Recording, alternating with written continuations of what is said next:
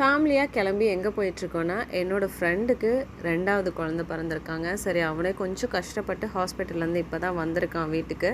சரி அவனை பார்க்க போகலான்னு சொல்லிட்டு தான் நாங்கள் போனோம். சைனாவில் குழந்த பிறந்த வீடு எப்படி இருக்குது, என்ன பண்ணுறாங்கன்னு பார்க்கலாம்.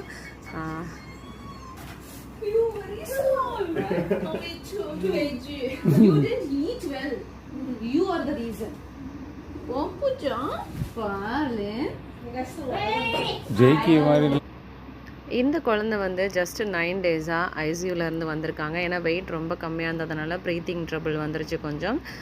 ஸோ இப்போ ரொம்பவே நல்லா இருக்கான். அவனை பார்க்கறதுக்காக நான் இன்றைக்கி நம்ம ஊரில் எப்படி நம்ம குழந்தைய பார்க்க போனால் ட்ரெஸ் எல்லாம் எடுத்துகிட்டு போவோமோ அதே மாதிரி அவனுக்காக இன்றைக்கி நான் ட்ரெஸ் எல்லாம் எடுத்துகிட்டு போய் கொடுத்துருந்தேன்.